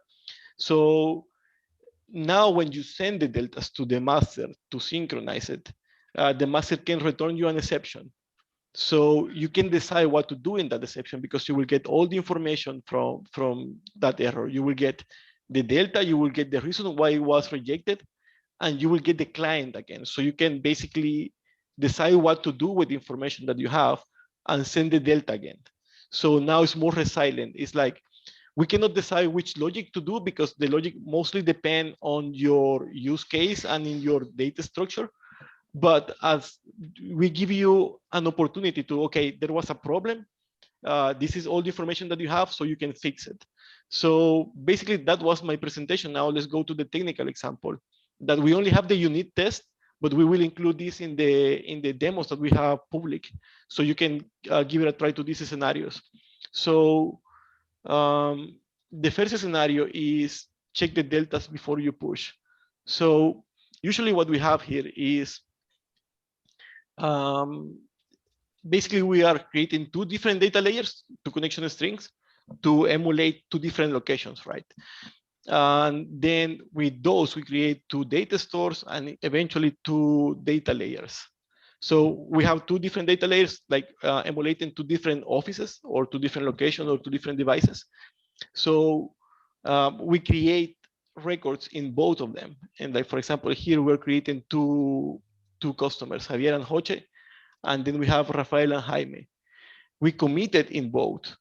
And then basically what we do to emulate the error is we send the deltas twice, right? So here in the example, you can see that if you run this with false as the last parameter, like check deltas before sending, if you turn it off, basically it will try to resend a delta that you already sent to the server.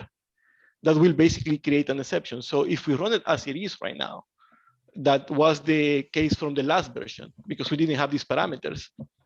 This will basically break. If we run this, it will throw an exception, and you will see that the exception is that it's a constraint exception. So something happened on the server that created a duplicated information. So, okay, it's broken, see, it like failed. And if we check the exception, it's telling you that there was a constraint violation. So basically you send a delta that inserts a record, and then you send it again and you create a constraint error.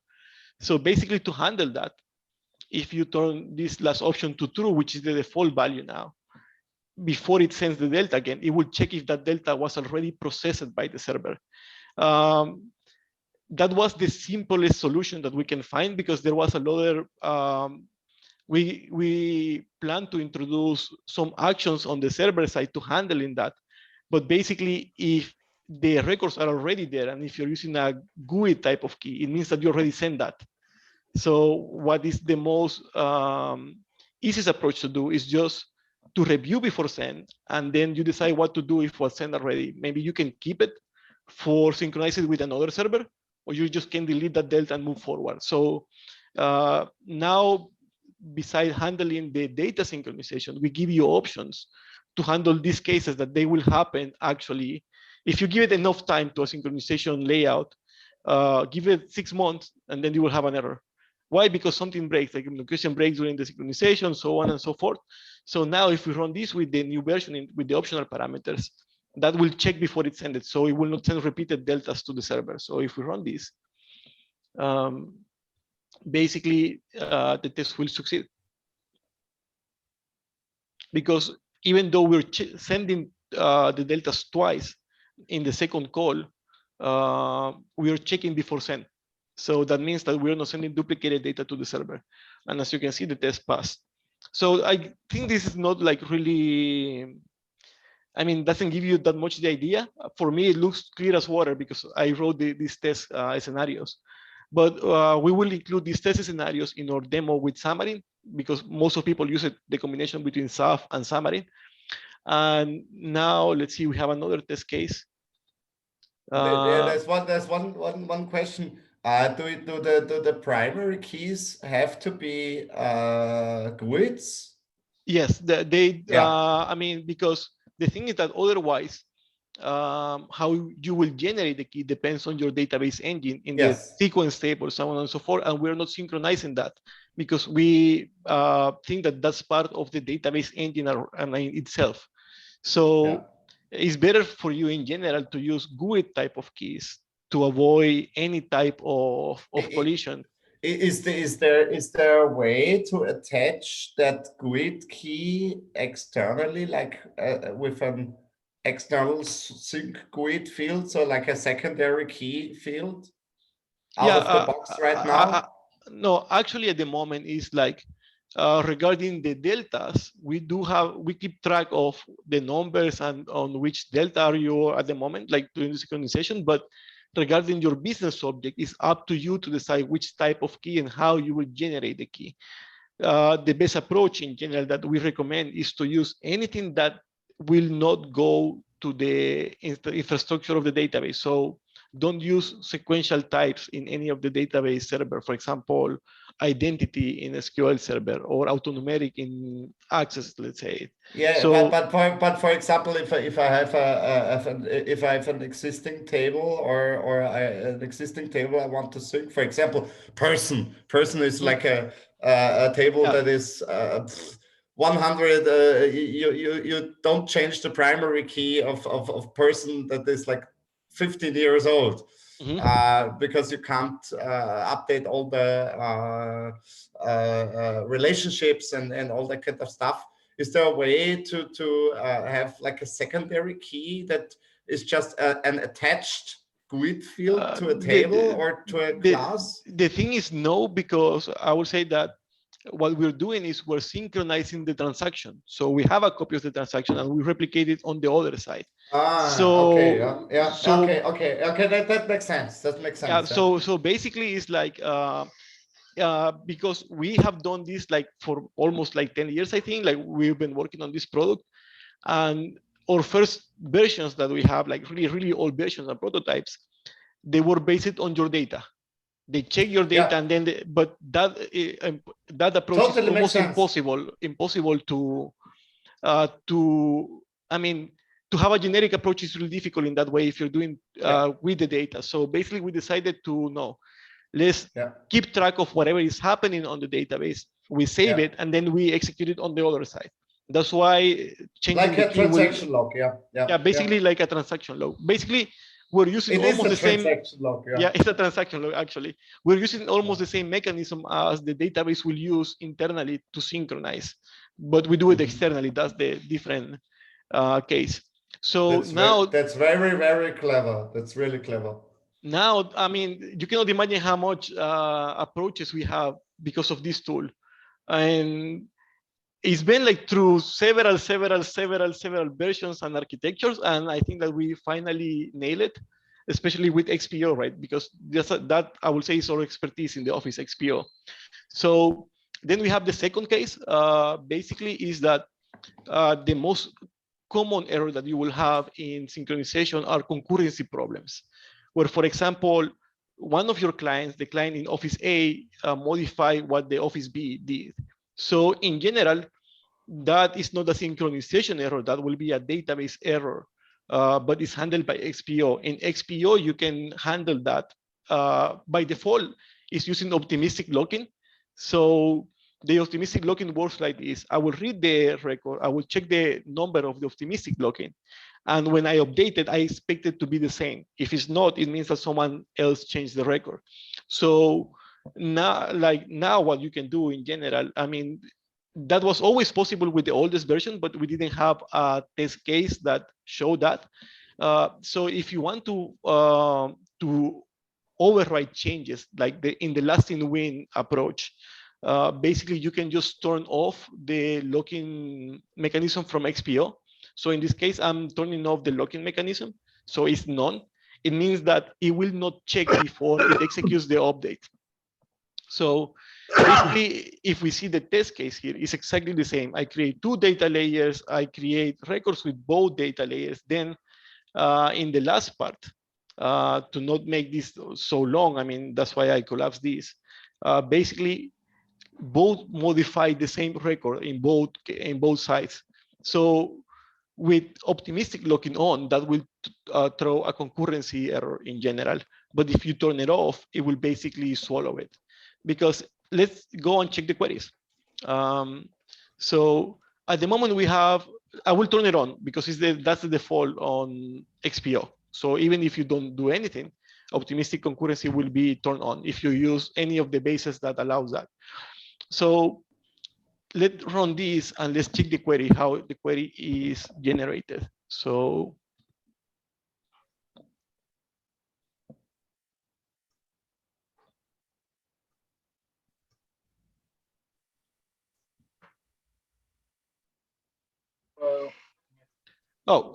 I have to put the breakpoint before. So just one sec.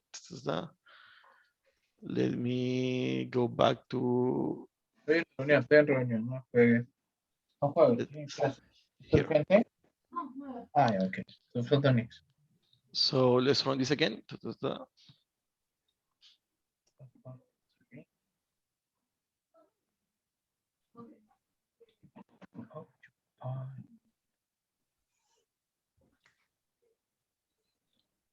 Okay, in here we're getting the error, right? That is that the object was modified by other, or was porch in general. So hold on, let me go to here. So let's turn this off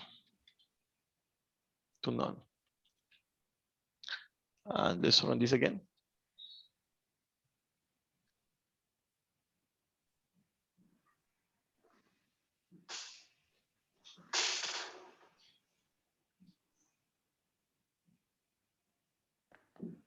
Okay, so now it's moving, and let's see. You will see the queries. So if we check the query here, you will see that it doesn't contain the, I will take this.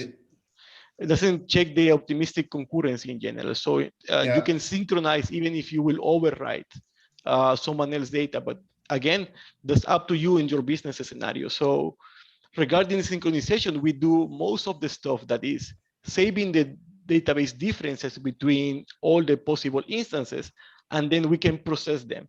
But what is in those differences and how you will handle it is basically up to you. So during the synchronization, there are basically 2 components. The part that we can provide to you, like automatically, that is saving and processing differences or deltas.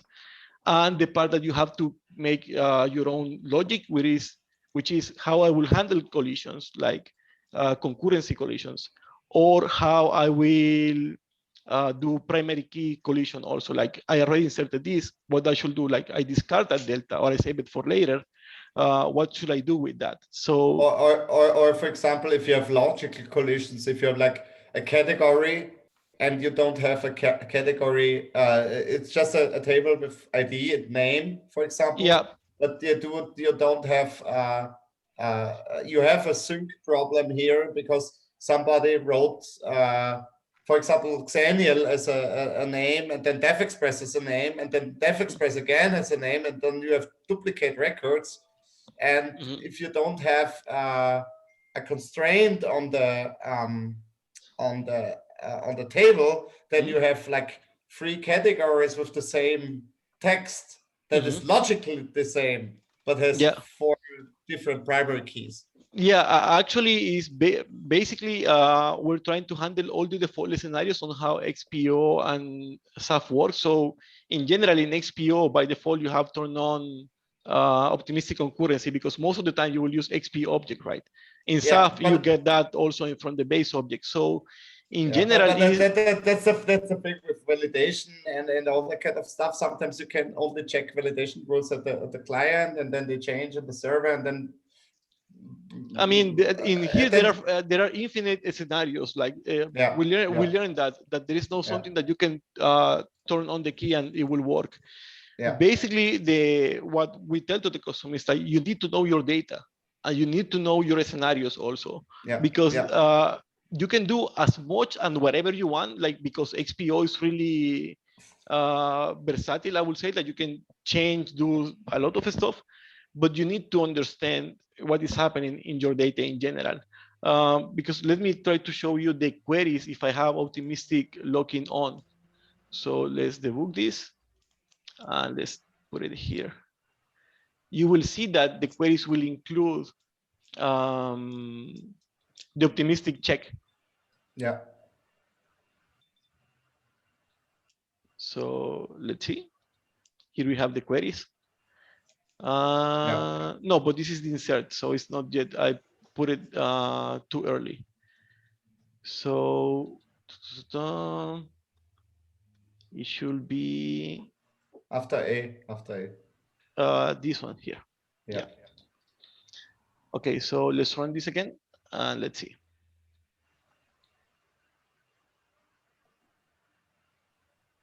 There was a question, can you use SQL as sync data? I mean, SQL insert, update, deletes.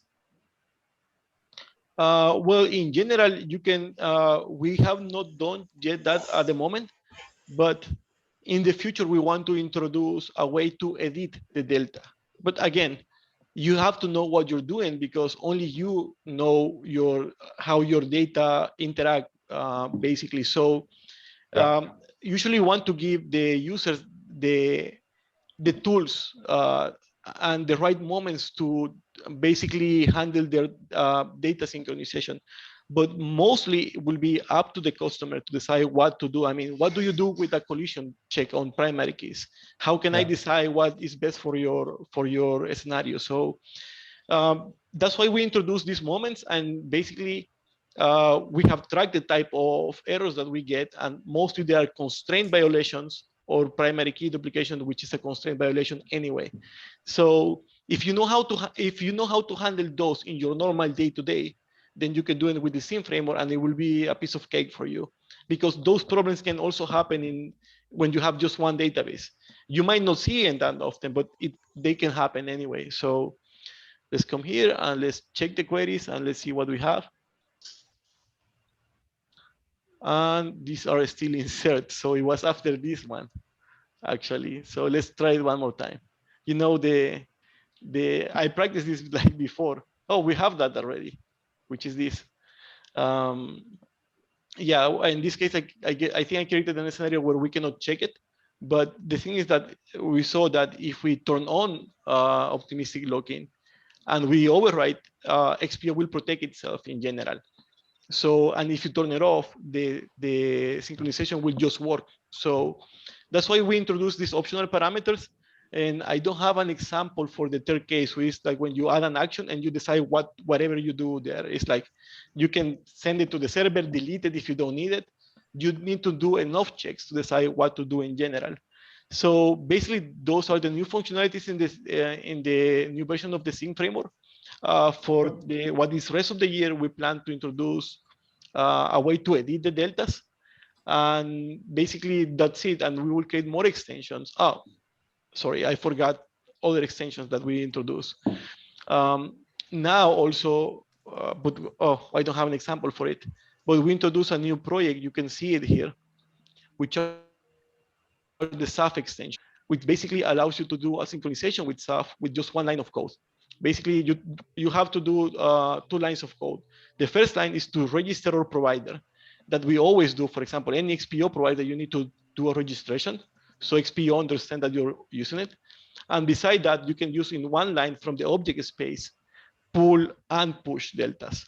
So basically, you have to add just one word to your normal flow, and you're able to do synchronization. So since this was released yesterday, basically we don't have as much examples so far. But during this week, I will say I will be posting videos about the new cases of synchronization, because it's mostly about the cases more than the tool in general. So if you can understand the cases, then synchronization is a piece of cake. We should do a follow-up on that, but because I'm really happy about this and really interested about how it works and how we can improve it to make it more resilient on some use cases. Yeah, Let's do a Twitch about it. Yeah, there are some cases that you can handle automatically, because, for example, if you have a primary key collision, it means that you already sent that delta. So it's easy to handle. You just delete the delta. No, because but we can follow up on that on the Twitch stream, because that can be like immensely huge. I mean, all the possibilities there. So in general, we in the big change between this version and the last version, the previous version, is that before you need to give us a call, we will review the deltas, we will do it manually. Now you have the tools yourself to create your own synchronization scenario. That's why we need to update the examples, because we want to create, okay, this is, we will introduce some type of policies that the normal cases is like, okay, if it's a duplicated primary key and the primary key is GUID, it means that you already send it, because otherwise, how can you generate the same key again? So there are several cases. So I guess we will follow up on Twitch, but for the people that is using our current version, you can move to the newest preview if you have our NuGet feed in general. So that's it for me, guys. There was one last question, but I think I can answer that, because we might answer that on the Twitch stream. Is like, it was like, I mean, SQL insert update deletes. When you commit data, it generates SQL and use this SQL instead. And I think I can answer that pretty much, because it's on the XPO layer. You can tweak the SQL on any level, but it's basically around all the transaction active record pattern. So it is possible, but it's not the main goal of the project, I guess. Yeah, and well, I want to, just to follow up on your answer, because there is this merge SQL syntax and all that kind of stuff. You definitely can intercept it, but it's probably not that easy. Yeah, and actually at the moment, I mean, we have the moments where you can edit the deltas, right? Like during the synchronization to introduce your own logic. So, but this question was, can you go down the very deep SQL level? Yes, you can, but you have to. You need to go through the layers. And through also, the layers, yes. And also, it's like, for example, one of the biggest thing about this framework is that allows you to synchronize 2 different type of databases. You can synchronize an Oracle database with an SQL server or an SQLite. It's like a higher protocol. It's like it's more a general purpose data synchronization, where you can really synchronize between SQLite and a MySQL database, and on the other hand, the MS SQL database, and the other file is a text file or an XML I mean, file. Whatever you have, like, is being executed through XPO. Everything that has an XPO driver. Yes, and basically the idea is that you can go to really deep SQL level if you're using the same database engine in every client. Yes. Yeah. Because if you're doing a synchronization like in Xamarin, like from mobile, that is usually SQLite to anything else on the server side, what you write for SQLite might not work for Oracle on the other side. So you need to be aware like that if you're using two different database engines for the synchronization, you need to be aware of handling all of the possibilities in general. But if you're using just SQL Server in all of your location, then it's really, really easy. You can edit it in one side and you know for sure that it will work all around. Because it normally follows the same semantics. It's the same thing. It's the same thing if you try to do a database agnostic solution where you support SQLite, MS SQL, and for example Postgre, and for example Oracle. You know what the name of that tool? And XPO. Yeah, the thing is, but nevertheless, XPO is the right thing to do all the data insert and selection, commit and transaction stuff. But you have database table limitations that are different and different handled. Exactly. For example, SQLite doesn't care if you insert, if you say table size or table column size is 200 characters and you throw 4,000 characters. It's say, okay, you throw 4,000 characters at me. I save exactly 200. Yeah. So and yeah, then I'm fine. And SQL Server will scream at you, and MySQL will scream at you because you thrown one character that is in the wrong collation. Yeah. So that's the thing. You can't do. Okay, guys. Okay. Let's follow up in a Twitch stream. I do have to go and pick up my daughter at daycare, so I cannot. But I want to say a few things again. One thing that I want to add is we are working a prototype of a proof of concept or something that we call internally an XPO management tool. That means because the same framework doesn't handle if you do direct change on the database. So if you do that, he won't pick up. He doesn't know that something changed on the database if it didn't go to the XPO layer. So we are doing some type of management tool that if you want your admin to do a change on the database directly, you use that tool and that will go through the XPO and that will work on the same framework. And the same framework, the only thing that you always have to think that there is a lot of thought and a lot of design of how to make it as simple as possible for the end developer, but there is also the execution plan in your business, in your logic that you need to be aware of how everything is happening. So with that one, we can follow up offline. We say offline, but it's online. You guys can write an email. We can do a Twitch. We can do a YouTube video. We can, again, talk to this a lot more. We love always to talk about XAF, XPO, Blazor, DevExpress Control, .NET in general. So thank you everyone for showing up. And only 4 minutes over time. The picture. Everyone turns on the camera for the picture. We always take the picture of the meetup. So if we have the last minute, sorry that I cut you off, Javier. No, we need that's the picture perfect. for this one. I almost forget the picture. I know that you have been asking all the time, so I like that. So everyone knows each other. Like, okay, guys. So whoever is left, you're missing your opportunity. So 1, 2, 3, smile. Hey. So, you will see this in the group. I will post it there. Hey. Okay, hold on. We need one more with Gustavo. Gustavo, smile. 1, 2, 3, and here you go again. Okay, so that's it, guys. Thanks for coming, and it was a great meetup as always. Yeah, thank you everyone for showing up. I'm always amazed that you guys spend your Thursday here with us talking about technology, but I really enjoy it. I appreciate you guys here. So see you next time. Hey, 1,000 followers. Yeah. Bye. Okay, guys. Bye.